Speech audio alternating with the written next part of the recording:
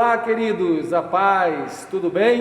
Eu quero lhe dar as boas-vindas ao nosso canal para juntos estarmos cultuando ao nosso Deus.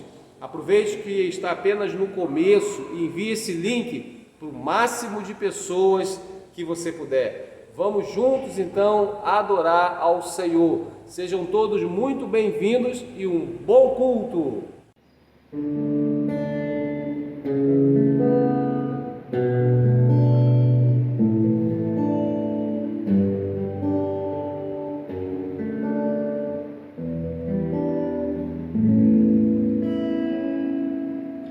Minha fé não está firmada nas coisas que podes fazer. Eu aprendi a te adorar pelo que és. Dele vem o sim, o amém, somente dele, mas ninguém. A Deus seja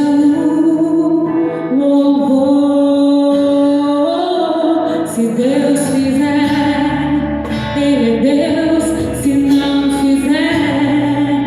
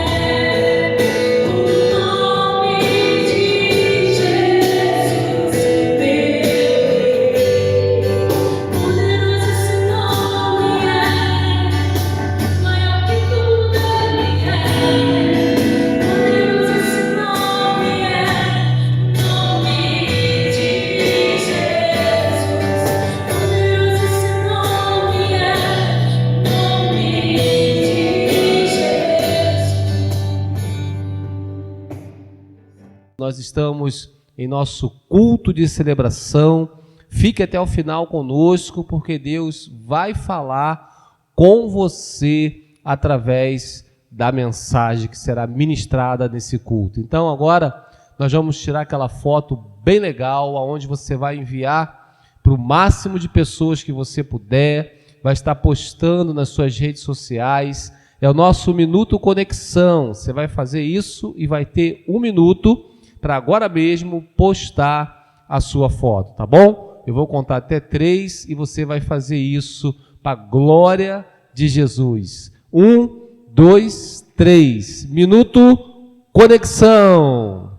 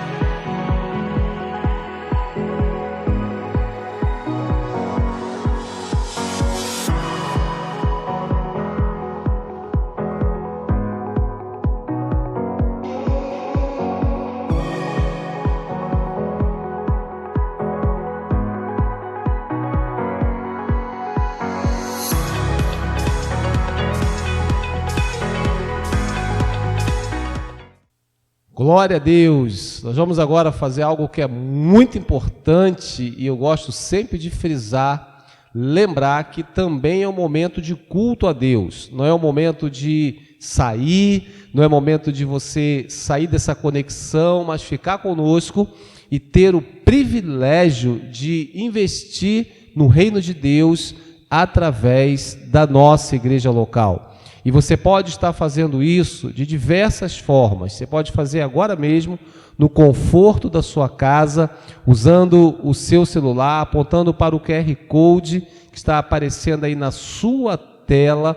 Você vai ser transferido para um ambiente seguro, onde você vai realizar a sua transferência. Se você preferir, indo ao longo da semana, uma casa lotérica, uma agência bancária, e expressando também a sua generosidade. É muito importante entender isso, que a medida que nós semeamos é a mesma medida que nós estaremos colhendo.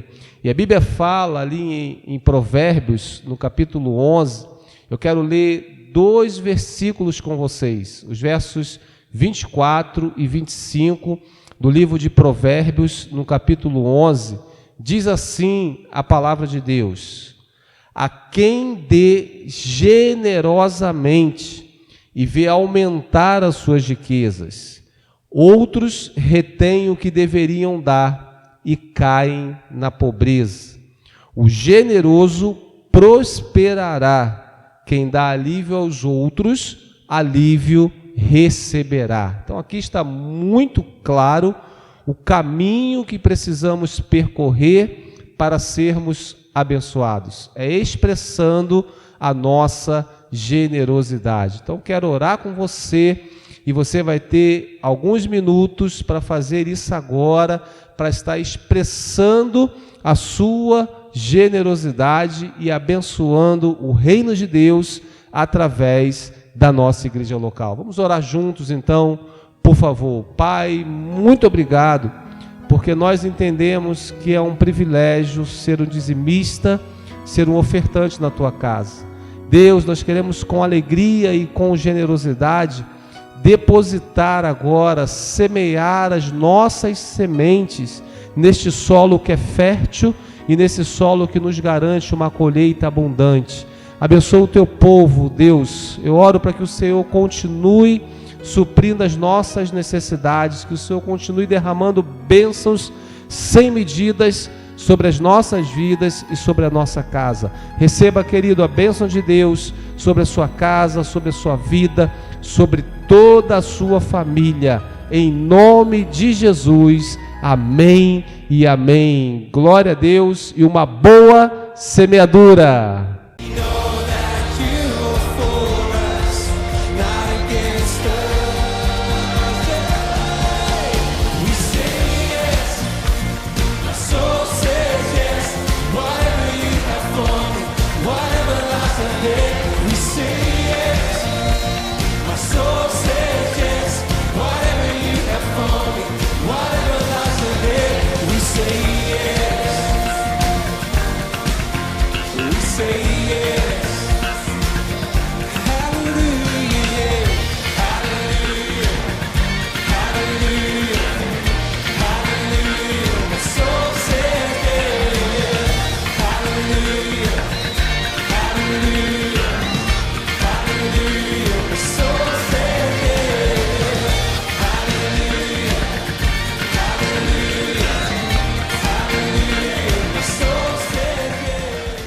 Olá, queridos da Pastor de São Gonçalo. Fique ligado porque está começando agora o nosso Paz News.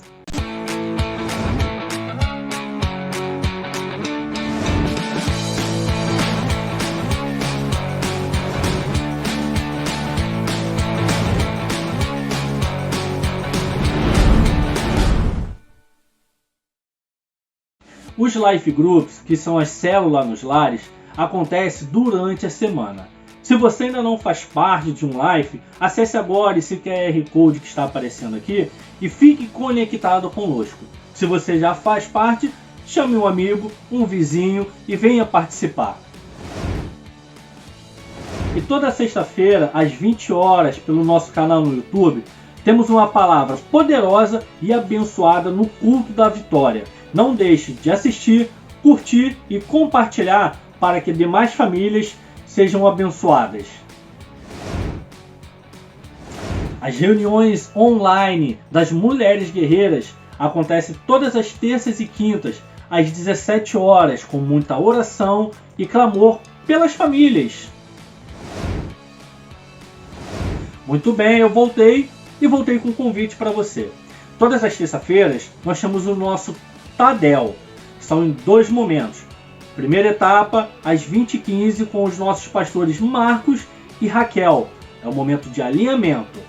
A segunda etapa é com o nosso pastor Lúcio, um momento de aprendizado para toda a igreja. Então, fica aqui o meu convite para você. Venha participar conosco.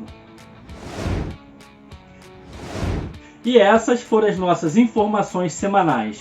Mas você pode continuar conectado em nossas redes sociais, tá ok? E agora, vamos para um momento importantíssimo, que é a poderosa ministração da Palavra de Deus. Paz!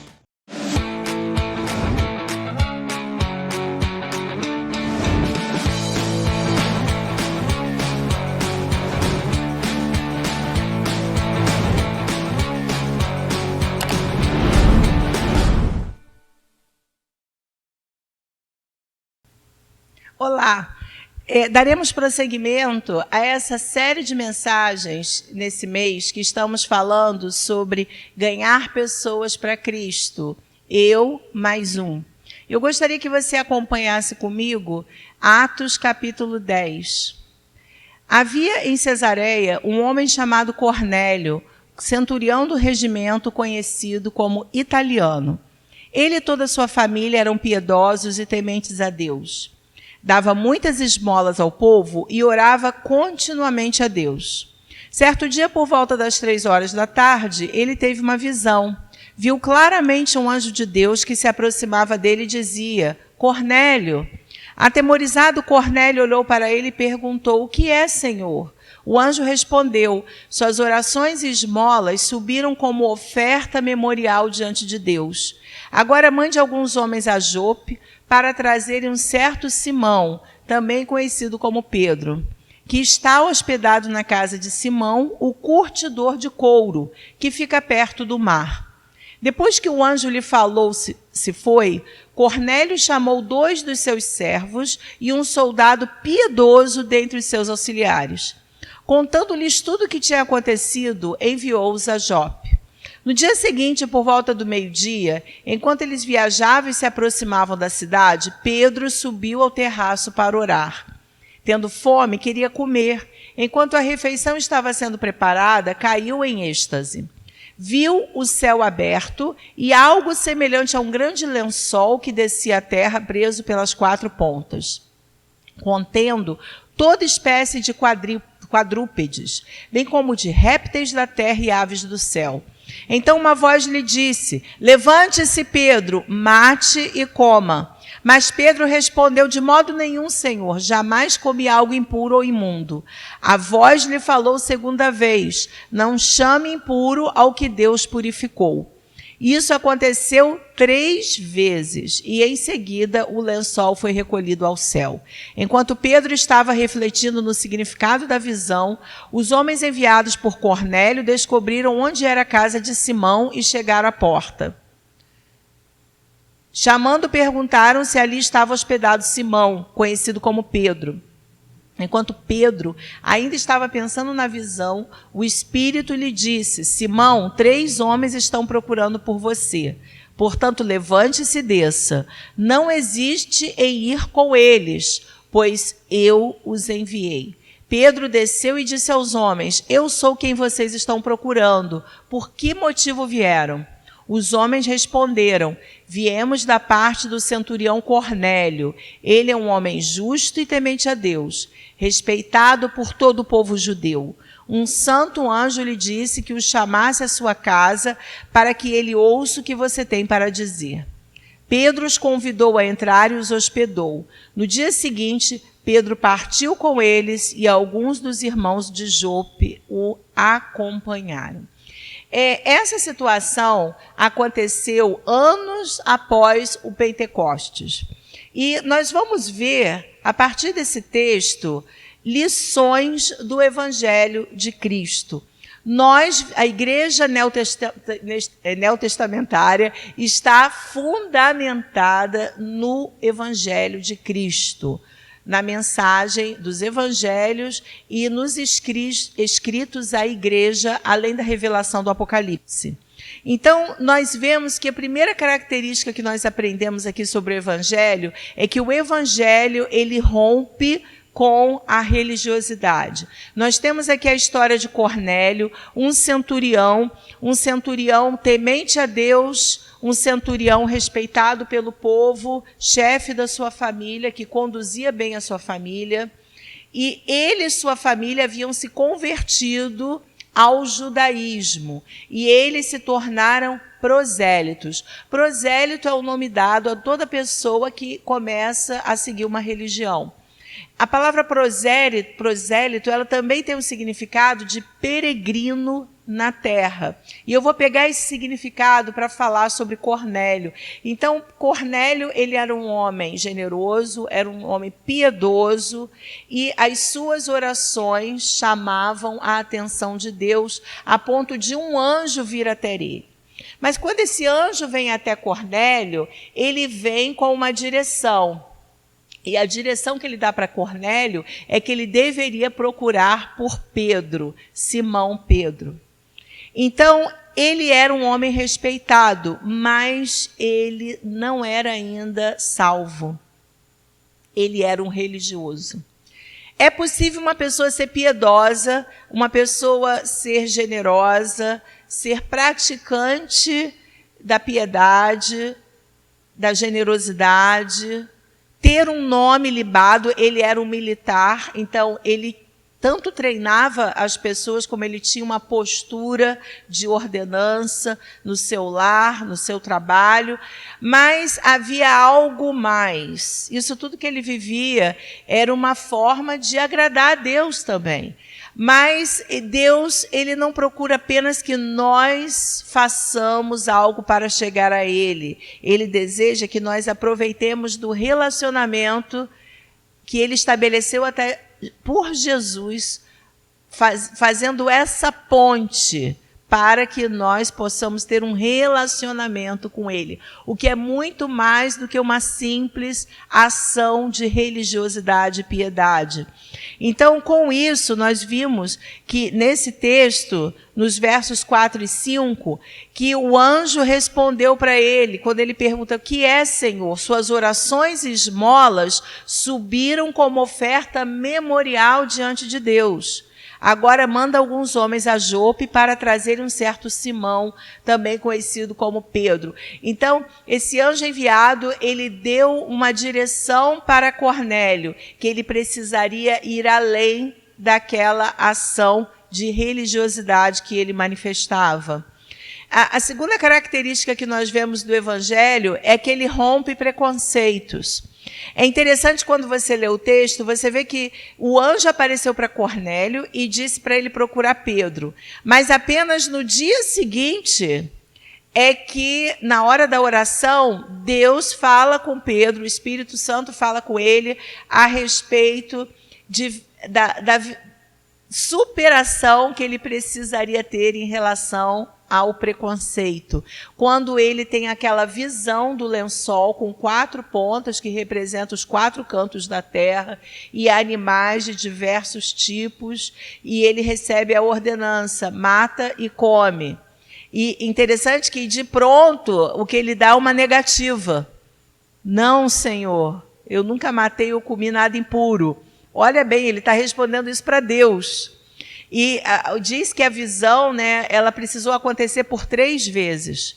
Então, havia algo ali que Pedro precisava compreender. Aquela visão dos animais de diferentes tipos, que Deus havia purificado, não chame impuro aquilo que Deus purificou, foi uma forma de chamar a atenção de Pedro para algo que ele precisaria vencer. E é interessante como essa didática de Deus, ela é amorosa, ela é maravilhosa. Ele vai sensibilizando o coração de Pedro. E pensa comigo, aonde ele estava? Ele estava na casa de Simão, um curtidor. Curtidor é a pessoa que trabalha com peles de animais. E o judeu, ele não poderia tocar num animal impuro, morto.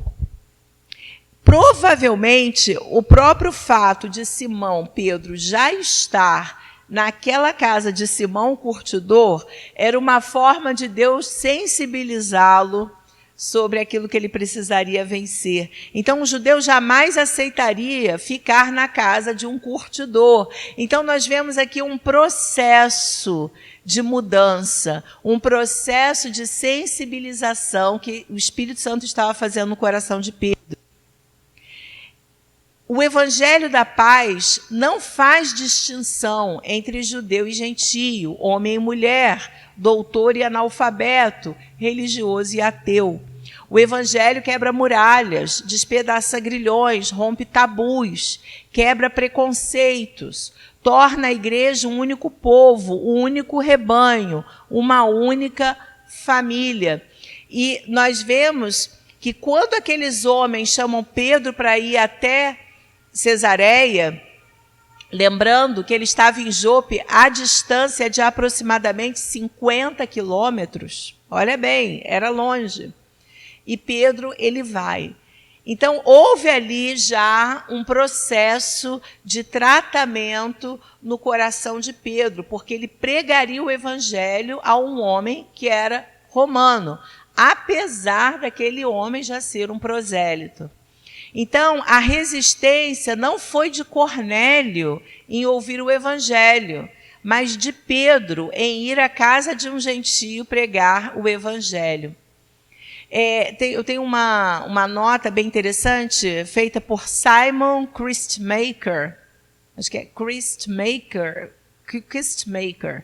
A lição que Deus ensina a Pedro nessa visão dos animais limpos e impuros é que ele removeu as barreiras antes erigidas para separar seu povo das nações circunvizinhas. A barreira entre o judeu cristão, samaritano cristão, havia sido retirada quando Pedro e João se dirigiram a Samaria para aceitar os crentes samaritanos como membros plenos da igreja. Agora era chegada a hora de estender o mesmo privilégio aos crentes gentios.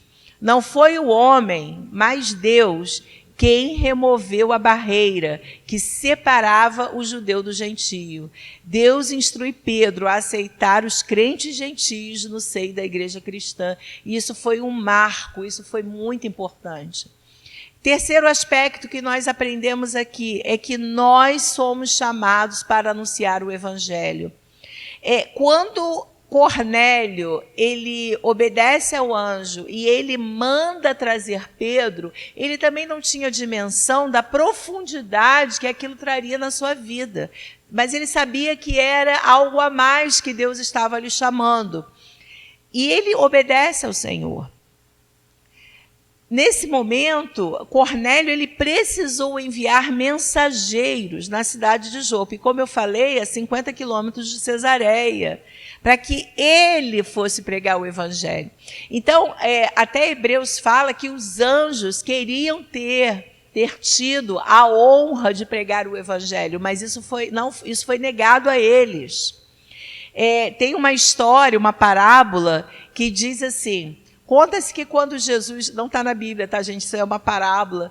Quando Jesus retornou ao céu, após a ressurreição, um anjo lhe perguntou: Senhor, tu completaste a tua obra na terra, morrendo na cruz, ressuscitando dentre os mortos, mas quem contará essa boa notícia ao mundo?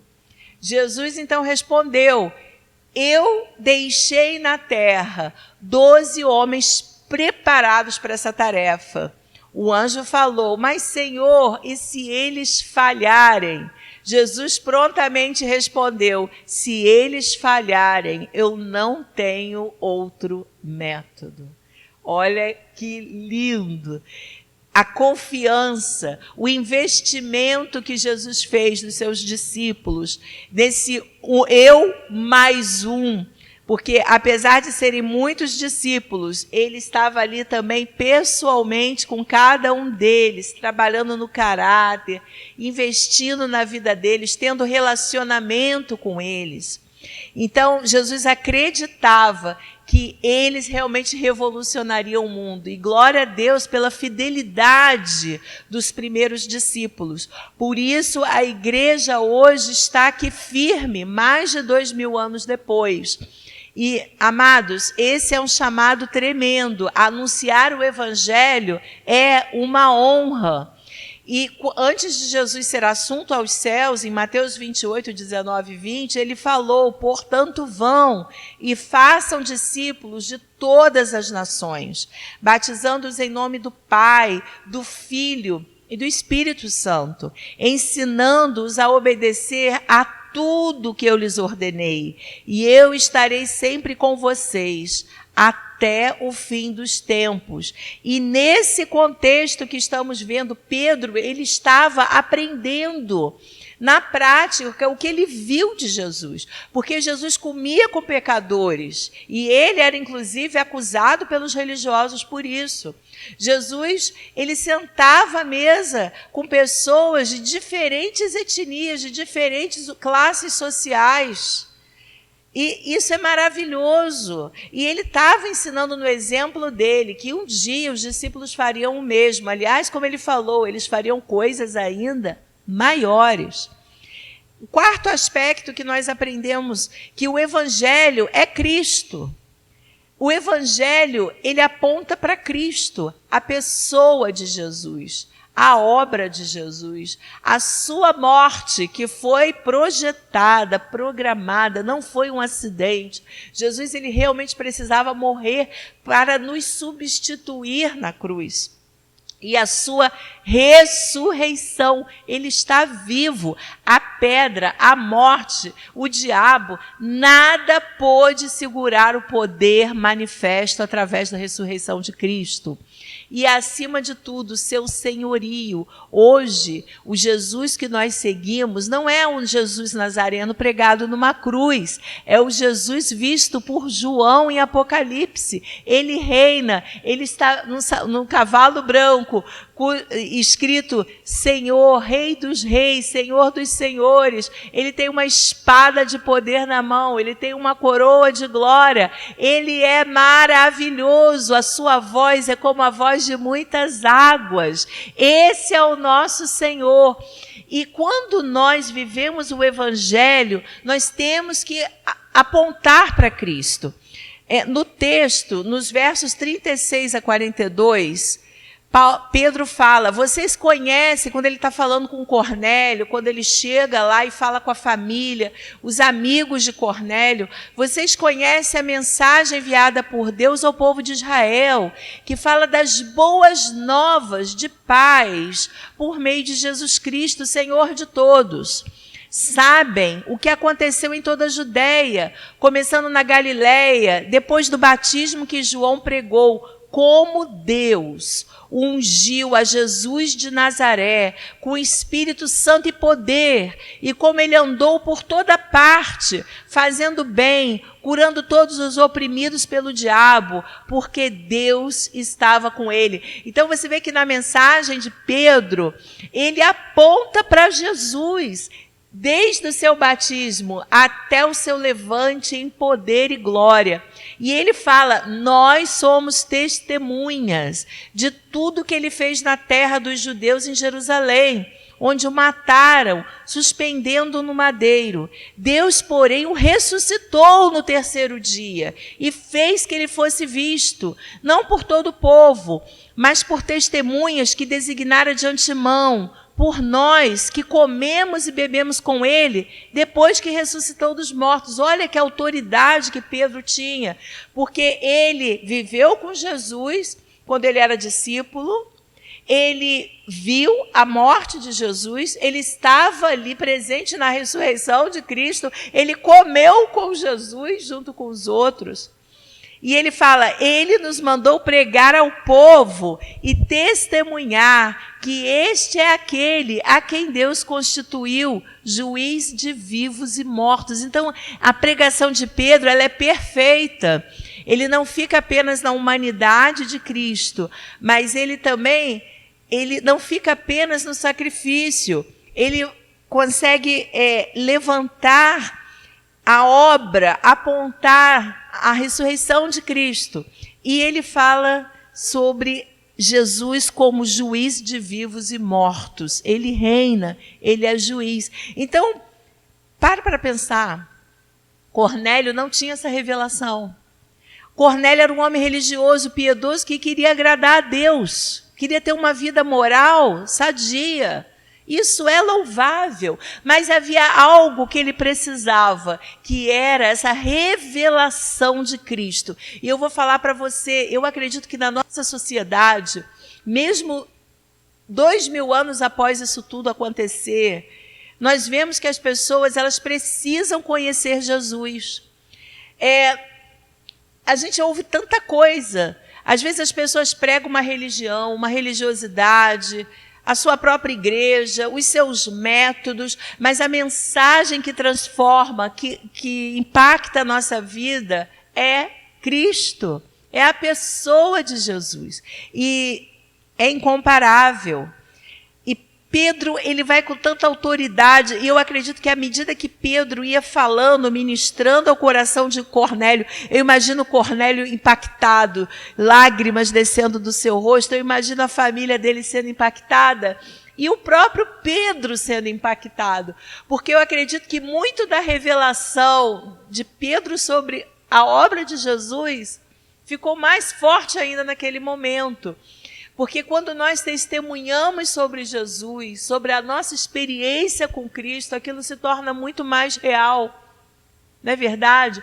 Por isso que um cristão, um discípulo de Jesus, uma pessoa que é apaixonada por Deus, ela não fica calada, ela não consegue conter. O ramo, ele naturalmente vai dar fruto, porque ele está ligado à videira.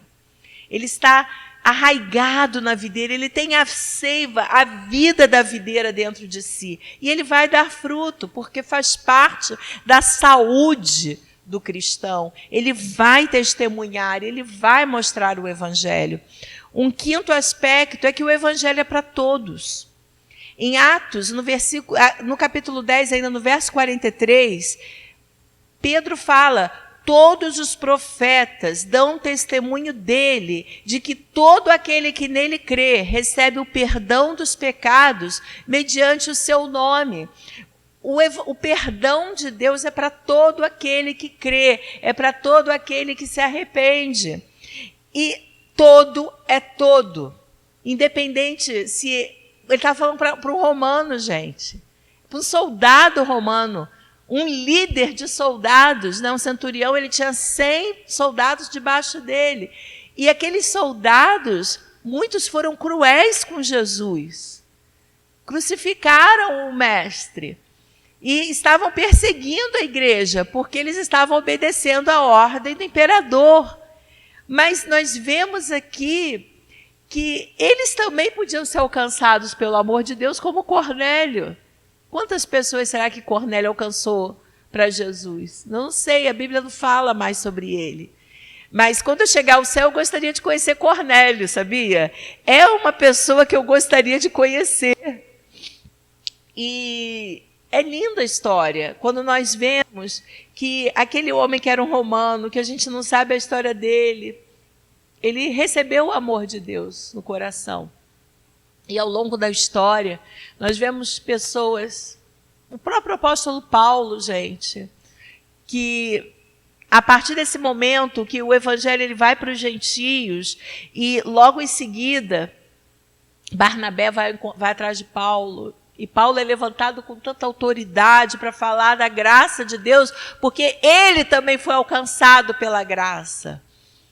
Evangelho que transforma, não é esse evangelho água com açúcar que a gente ouve, não é o evangelho da prosperidade que a gente ouve, é o evangelho de Jesus, é o evangelho que traz cura, que traz saúde, que traz consolo para o que está pesado, para aquele que está angustiado. É o evangelho que traz direção e sentido para a vida. Esse é o evangelho de Cristo. Em João 6,47 nós lemos: asseguro-lhes que aquele que crê em mim tem a vida eterna. Jesus falou isso. E João 3,16, porque Deus tanto amou o mundo, que deu o seu Filho unigênito, para que todo que nele crê não pereça, mas tenha vida eterna.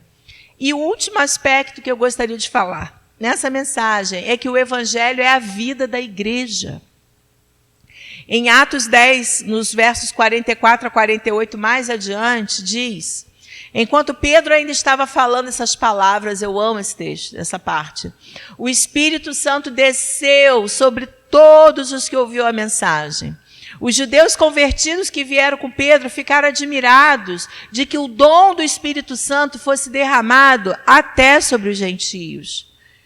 Pois os ouviam falando em línguas, exaltando a Deus. A seguir, Pedro disse: pode alguém negar água, impedindo que esses homens sejam batizados? Eles receberam o Espírito Santo como nós.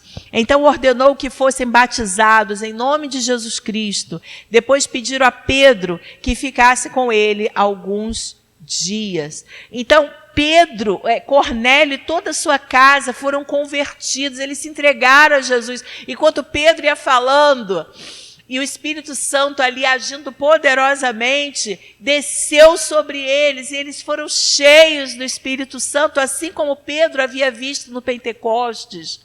E eles aí ele percebeu, gente, eles também são corpo, eles são irmãos, eles também fazem parte de nós. Eu mais eles. Então eu vejo esse eu mais um, Deus unindo a pessoa, né, a imagem de Pedro, um discípulo conservador, um judeu tradicional, que estava aprendendo com Deus a viver o evangelho de verdade, a ser transformado pelo evangelho. E Cornélio, um homem que não teve a história de formação judaica, mas que procurou isso mais tarde na vida, porque ele queria algo diferente na sua vida. Ele queria fazer diferença. Ele queria fazer diferença na vida das pessoas. Talvez ele tenha sido um ótimo conselheiro para os seus soldados. Talvez ele tenha sido um homem muito sábio para os seus amigos e familiares. E naquele momento, você vê Pedro ganhando Cornélio para Cristo. Eu mais um. Que lindo isso. Que profundo isso. Cornélio e toda a sua casa foram transformados. E quando eles são batizados nas águas, aquilo ali era uma declaração pública de que eles eram uma nova vida, de que eles tinham uma nova identidade em Cristo. Olha o processo. Ele pode até, é claro, ter sido até mais usado por Deus em suas esmolas, em sua generosidade, em sua piedade.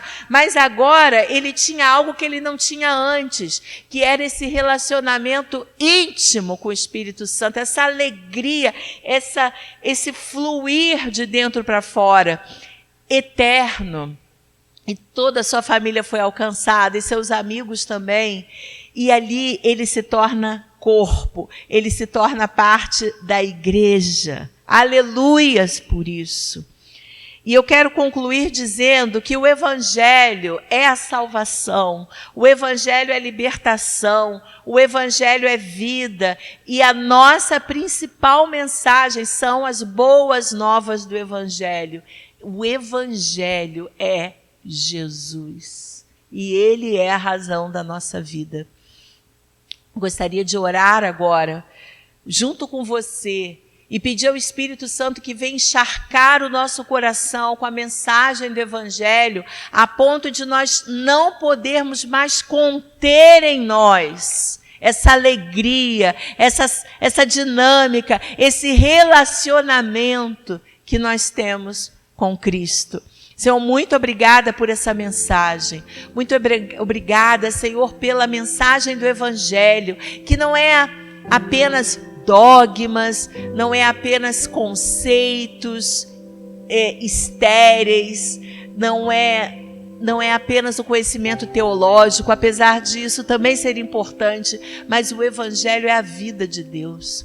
Nós fomos alcançados pelo Evangelho da graça de Deus, do amor de Deus, que nos aceitou, mesmo com todas as nossas mazelas, os nossos pecados, as nossas desculpas, as nossas picuinhas.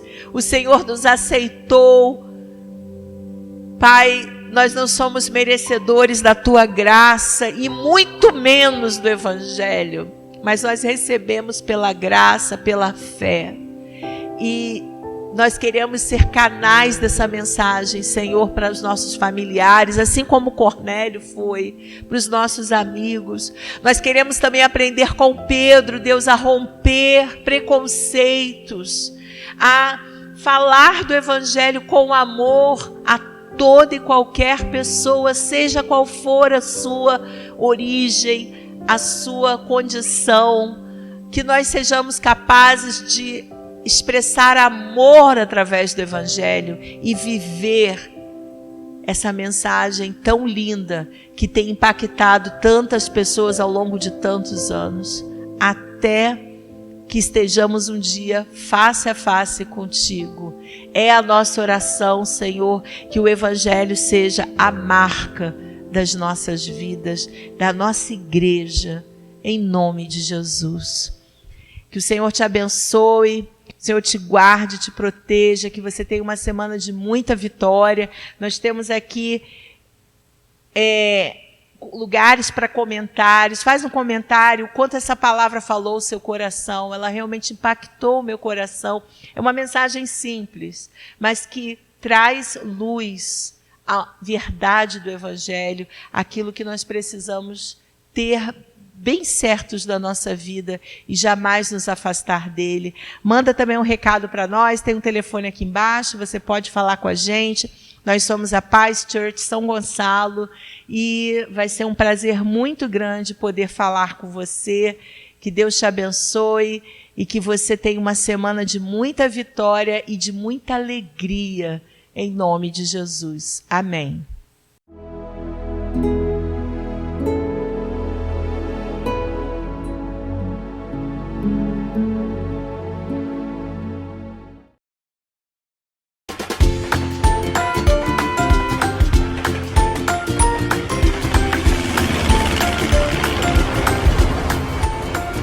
Olá pessoal, que alegria estar com vocês novamente!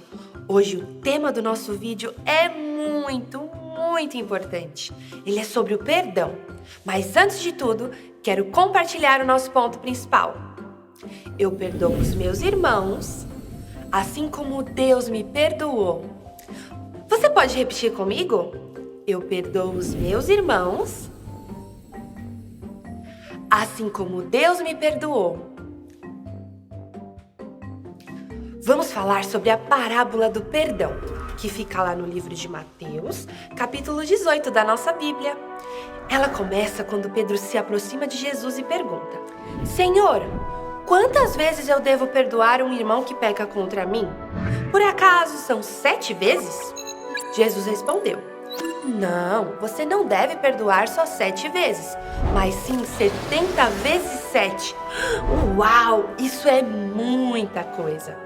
Dessa forma, Jesus quis dizer que quando alguém faz algo ruim com a gente, precisamos perdoar quantas vezes forem necessárias. Para entendermos melhor sobre o perdão, Jesus explica que o reino dos céus pode ser comparado a um rei que resolveu fazer um acerto de contas com seus empregados. Então trouxeram até esse rei um homem que devia 10.000 talentos, que era como se fosse uma dívida de milhões de moedas de prata. Ele não tinha como pagar. Por isso, o rei ordenou que o servo, sua mulher e seus filhos fossem vendidos como escravos, e também tudo o que ele possuía para que a dívida fosse paga. O servo, desesperado, se ajoelhou e disse: Senhor, seja generoso comigo, eu lhe pagarei tudo. O rei se encheu de compaixão, perdoou a dívida e permitiu que o servo fosse embora. No caminho, esse mesmo homem encontrou um de seus companheiros de trabalho, que lhe devia 100 dinheiros, o que seria cerca de 100 moedas de prata. Bem menor do que a outra dívida, né? O homem segurou o companheiro de trabalho pelo pescoço e gritou: Pague agora mesmo o que você me deve, ou então você será preso. Poxa vida, o homem que foi perdoado não teve a mesma atitude que o rei.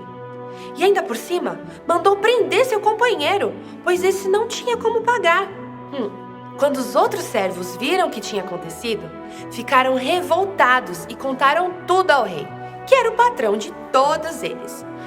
Aí ele pediu para chamarem o servo que não perdoou e disse: Servo malvado, quando você me implorou, eu tive misericórdia de ti e da sua família, perdoando toda a dívida. Por que você não fez o mesmo com seu companheiro? Então, o rei mandou que prendessem o servo até que pagasse toda a dívida que devia antes. Lá do comecinho da história, lembram? Jesus terminou dizendo: É isso que o meu Pai, que está no céu, vai fazer com vocês, se cada um não perdoar sinceramente o seu irmão. A palavra de Deus, que é a Bíblia, está cheia de ensinamentos sobre o perdão. Sabia que Colossenses 3,13 diz que não devemos ficar irritados uns com os outros, e sim perdoar uns aos outros? Assim como Deus nos perdoa, devemos perdoar. Esses ensinamentos estão escritos também no livro de Marcos, capítulo 11, versículos 25 e 26, que dizem assim: E quando estiverem orando, perdoem os que os ofenderam. Se não perdoarem aos outros, o Pai de vocês, que está no céu, também não perdoará as ofensas de vocês. Precisamos, sim, praticar o perdão, o amor, a compaixão e tudo o que existe de bom, pois deste modo vamos conseguir agradar e alegrar o coração do nosso Deus. Eu sei que vocês entenderam direitinho sobre a lição de hoje. E se preciso for, irão perdoar os seus irmãos, assim como o Deus nos perdoou. Amém? Uau! Que história impactante acabamos de ouvir. Nós aprendemos que assim como Jesus nos perdoa todos os dias, nós precisamos aprender a perdoar aqueles que nos magoam ou ofendem por qualquer motivo. E para exercitarmos essa lição que acabamos de aprender, eu trouxe uma dinâmica bem bacana para você fazer aí na sua casa com a sua família. E a dinâmica chama-se Receita do Perdão. Cada um de vocês vai fazer uma pequena lista de ingredientes que são necessários para uma receita de perdão.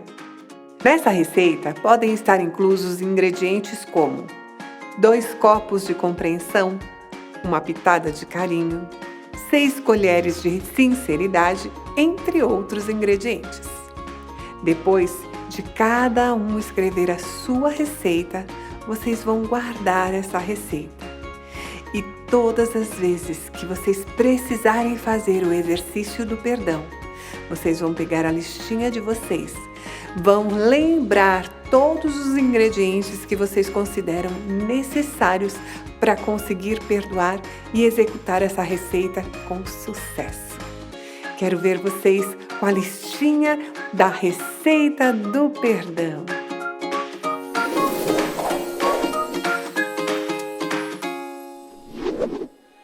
Muito bem, agora chegou a hora do nosso teste de conhecimentos. Eu quero ver quem é que prestou atenção na história de hoje sobre a parábola do perdão. E para isso, eu preparei um quiz sensacional de falso ou verdadeiro. Eu faço uma afirmação e vocês respondem com verdadeiro ou falso. Vamos lá? Primeira afirmação. Eu perdoo meus irmãos somente se eles me perdoarem. Verdadeiro ou falso? Tempo!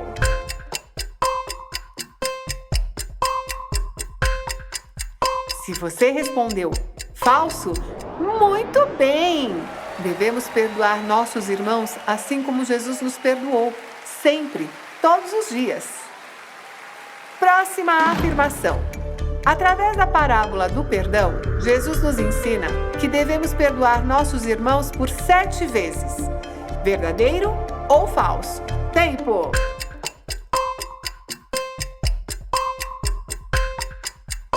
Se você respondeu falso, parabéns! Jesus nos ensina que devemos perdoar nossos irmãos 70 vezes 7. Isso quer dizer que devemos perdoar sempre. A próxima afirmação é: a palavra de Deus, que é a Bíblia, está cheia de ensinamentos sobre perdão. Verdadeiro ou falso? Tempo!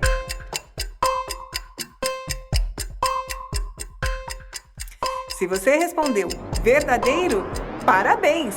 A Bíblia está sim cheinha de ensinamentos sobre o perdão, suas consequências e causas. Próxima afirmação.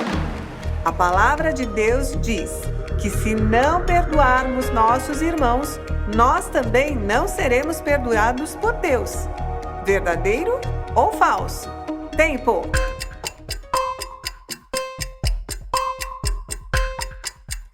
Muito bem, se você respondeu verdadeiro, uau, você está de acordo com a vontade de Deus. No livro de Marcos, capítulo 11, diz: e quando estiverem orando, perdoem os que os ofenderam. Se não perdoarem aos outros, o Pai de vocês que está no céu também não perdoará as ofensas de vocês. Próxima afirmação. Precisamos sim praticar o perdão, o amor, a compaixão e tudo o que existe de bom, pois deste modo vamos conseguir agradar e alegrar o coração do nosso Deus. Verdadeiro ou falso? Tempo!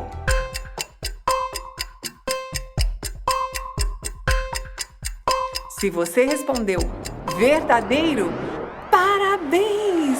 você entendeu exatamente como é que nós praticamos o perdão e como dessa forma nós conseguimos alegrar o coração de Deus.